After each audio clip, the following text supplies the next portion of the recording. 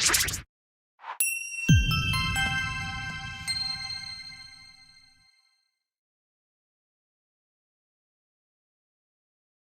adik-adik, apa kabar? Salam Kuiper. Bersama saya, Sylvia Budiman.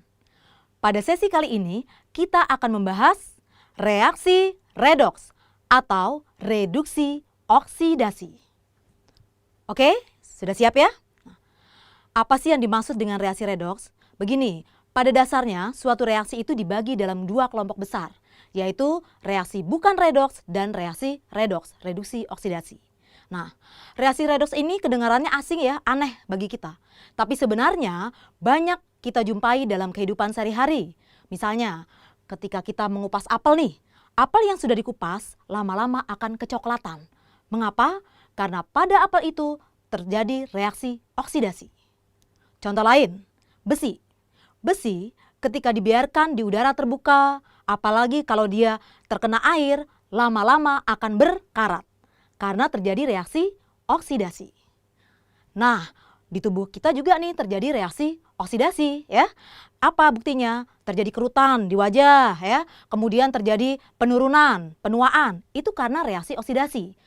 Akibat dari penuaan adalah timbulnya penyakit degeneratif, misalnya jantung, diabetes, dan sebagainya. Itu karena terjadi reaksi oksidasi dalam tubuh manusia. Ya, makanya kan banyak vitamin antioksidan.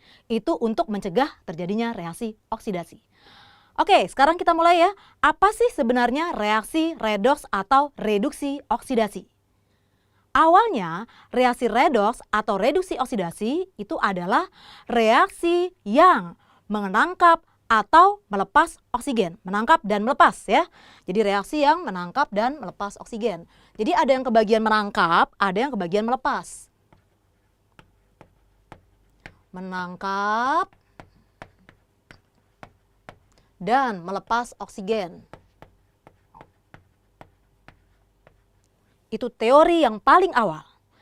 Pada perkembangannya, ternyata reaksi reduksi oksidasi ini berkaitan dengan reaksi yang melepas dan menangkap elektron. Jadi reaksi yang melepas dan menangkap elektron.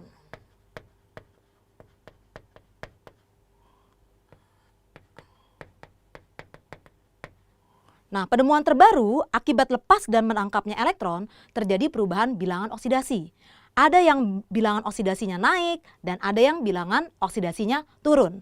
Maka reaksi redoks atau reduksi oksidasi bisa didefinisikan sebagai reaksi yang menyebabkan biloksnya naik dan turun. Ya. Akibatnya adalah biloksnya naik dan turun.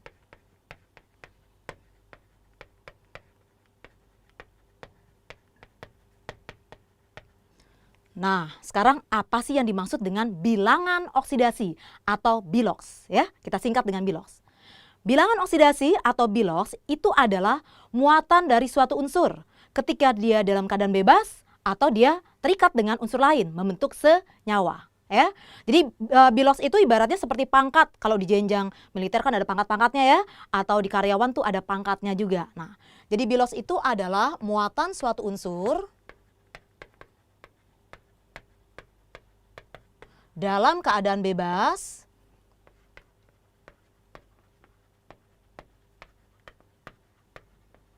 atau ketika berbentuk senyawa.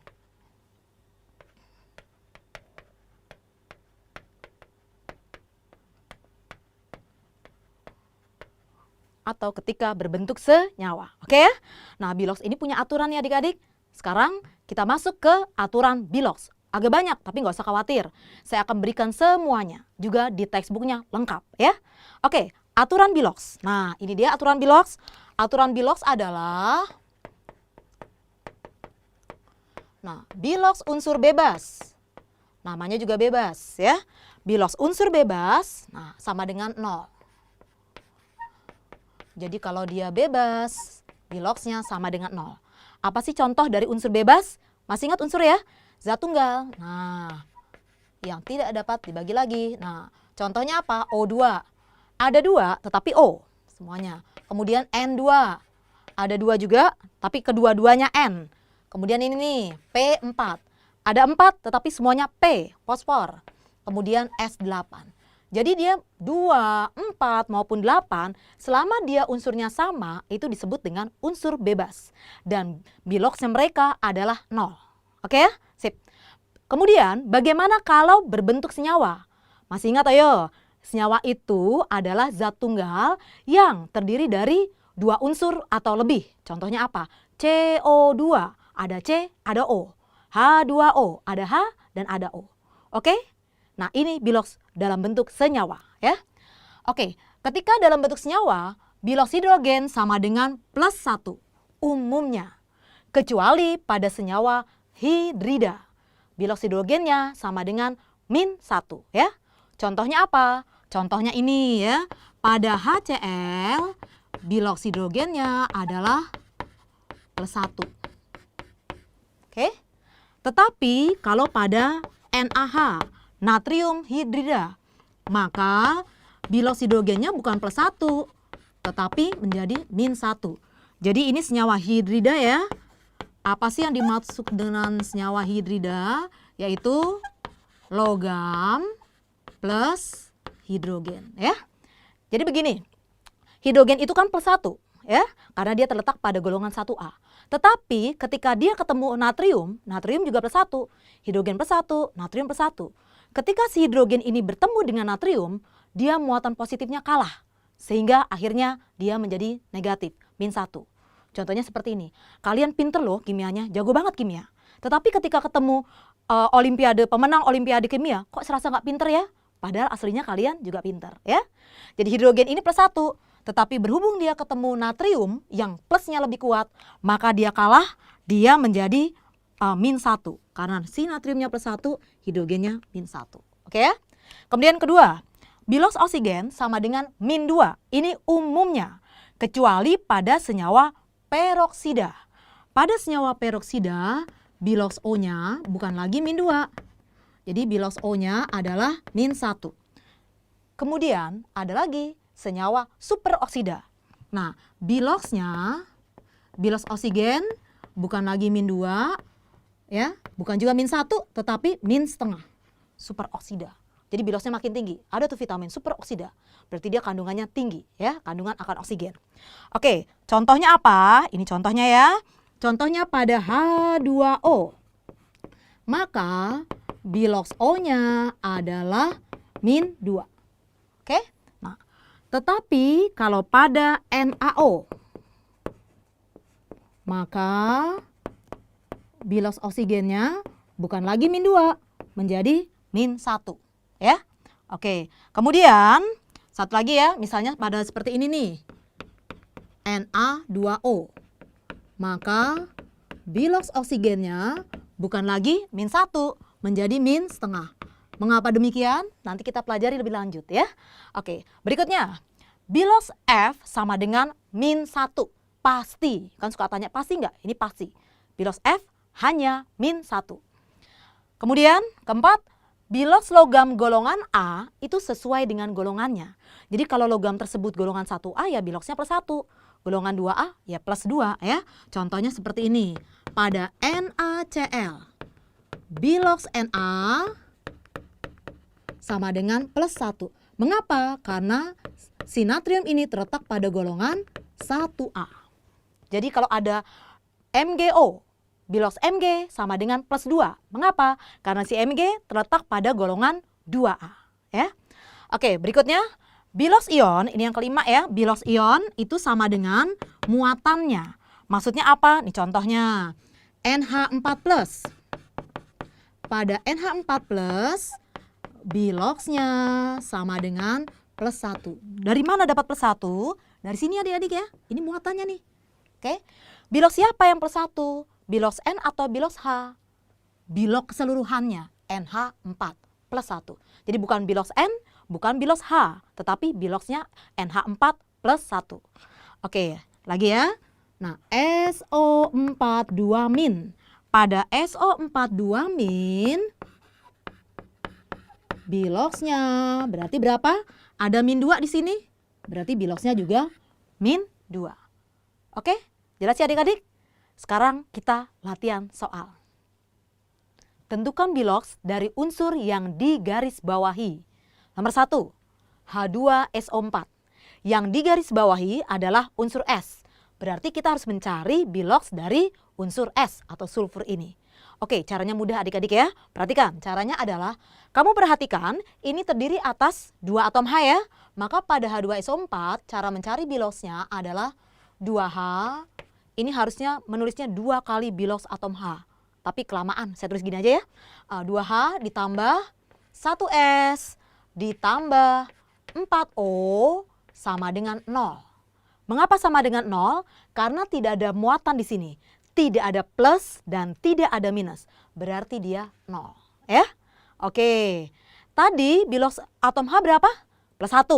Maka caranya adalah 2 kali 1 ditambah S tambah 4 kali min 2 sama dengan 0. Adik-adik pinter ngitung kan ya? Nah, nanti kamu dapat S-nya adalah plus 6. Bisa ya? Oke, lanjut. Nomor 2. Nomor 2, Cr2O7 2-. Nah, ini ada muatannya min 2 ya adik-adik. Bagaimana cara mencari bilox krom? Di sini kromnya ada 2. Tetapi yang mau kita cari adalah bilox 1 buah atom krom. Maka caranya adalah sebagai berikut. 2 krom ditambah 7O sama dengan min 2. Jadi bukan 0. Mengapa? Karena di sini terdapat muatan min 2. Jadi sama dengannya min 2. Oke, lanjut ya. 2 krom ditambah, tadi bilox oksigen berapa? Min 2. Ya, jadi 7 kali min 2 sama dengan min 2. Jadi 2 krom sama dengan 7 kali min 2, min 14 ya. Min 14 pindah ruas jadi plus 14. Kemudian plus 14 kurang 2 sama dengan plus 12. Jadi 2 buah krom biloxnya plus 12. 1 krom maka biloxnya adalah plus 6. Berarti pada Cr2O7 2- bilox kromnya adalah plus 6. Bagaimana adik-adik? Mudah kan? Lanjut. Nomor 3, NH4+. Yang digarisbawahi adalah unsur nitrogen. Berarti kita akan mencari bilox dari unsur nitrogen. Caranya adalah nitrogennya 1 buah ya adik-adik. Jadi 1 kali bilox nitrogen ditambah hidrogennya 4. Ditambah 4 kali bilox hidrogen sama dengan plus 1. Dari mana plus 1-nya? Ini nih. Ada plus 1. Walaupun tidak ada angka, hanya plus. Tetapi menunjukkan bahwa itu plus 1. Kalau plus 2 pakai angka ya, plus 2. Oke ya, lanjut. N ditambah bilox hidrogen, tadi plus 1 ya.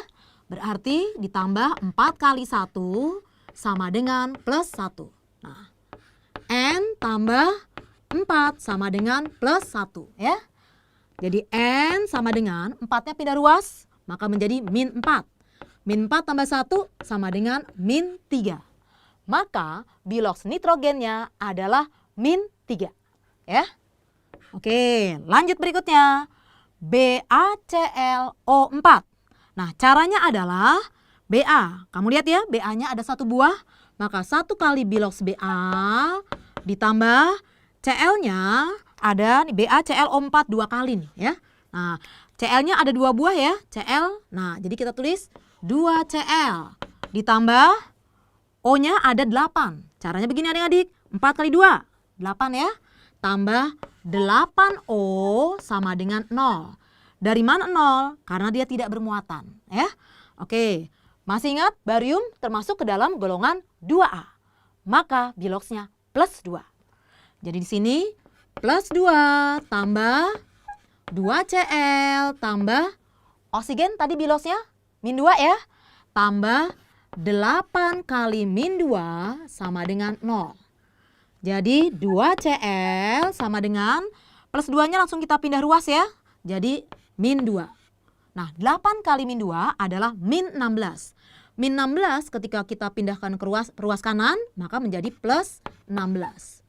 Maka 2Cl sama dengan min 2 tambah 16. Sama dengan plus 14. 2Cl plus 14, maka 1 buah Cl-nya adalah plus 7. Oke, lagi ya, tambahin 1 lagi. Berikutnya nomor 5. Nomor 5, VSO4, vanadium sulfat. Kita mau mencari bilox dari vanadium. Nah, caranya adalah V tambah, ini nggak usah satu persatu, langsung aja. SO4 ini min 2. Dari mana taunya? Ada di textbook berikutnya ya. Tambah min 2 sama dengan 0. Maka vanadiumnya adalah pindah ruas menjadi, vanadium ya, pindah ruas menjadi plus 2. Oke? Bisa ya adik-adik? Bagaimana? Itu tadi cara mencari bilox. Mudah ya? Saya yakin pasti adik-adik cepat bisa. Jangan lupa putar ulang terus videonya. Dan yang terpenting, kerjakan kuisnya supaya kita bisa mengukur kemampuan kita. Kita ketemu lagi pada video berikutnya. Salam Kuiper.